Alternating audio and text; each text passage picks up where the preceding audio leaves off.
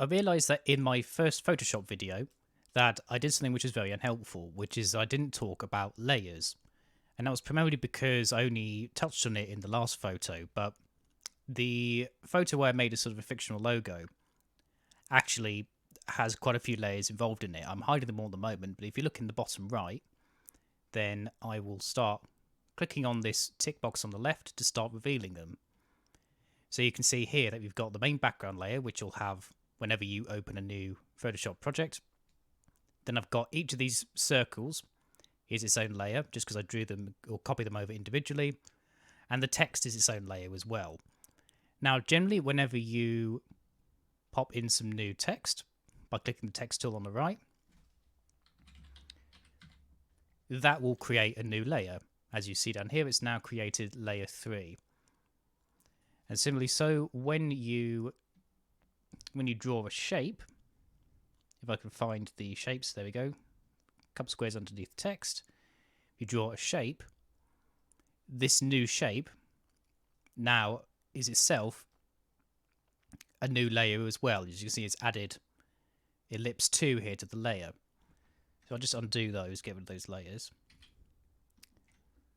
However, what you can do is when you have a particular layer selected, you'll see that the layer toolbar here is highlighted grey or lighter grey based on whichever layer is selected.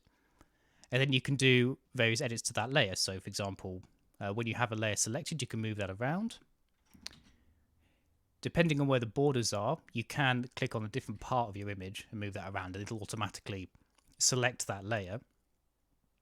If you want to do a bit more complex transforming, if you do Control-T, if you're using Windows, then the layer you selected will get this box around it, and you can then do a proper transform.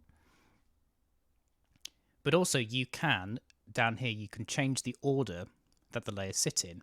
So generally, the layer at the bottom is the one that's at the farthest back, and then as you go up, the layers are higher and higher on top of a pile on each other. So if I pop back in some layers, let's use these as an example. So I use this just to pick out the color scheme, or some of the colors, as well as this original logo. So what you can do is you can see that here, this NASA logo is on top, if I get rid of it, or make it invisible, on top of this Asana layer.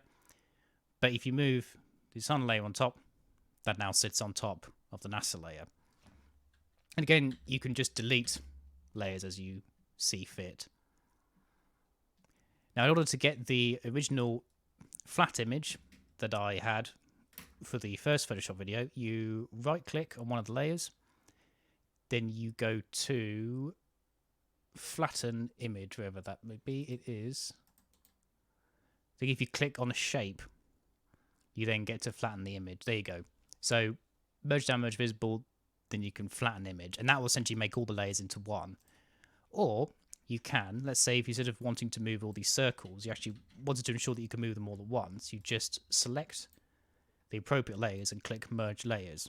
And now these are all one layer, you can move those around. I'll do that just for the tutorial. Now what's nice as well, if you create a new layer,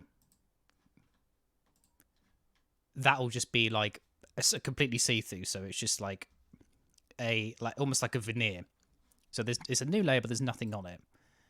But what you could do, for example, is if you go to the painting tool and go to pencil, I can touch on different brushes in another workshop, but the pencil tool is quite good because it just creates a solid block line depending on your pixel size. The paint brushes are a bit different and a bit more varied. What I can do is I could say draw a little symbol up here, and because that's in its own layer, I can then move that layer around. And again, I could merge this layer with another layer underneath it, or select them together, then move them around as one layer. So that is the basics of layers, and I hope this helps somewhat more with your own Photoshop adventures.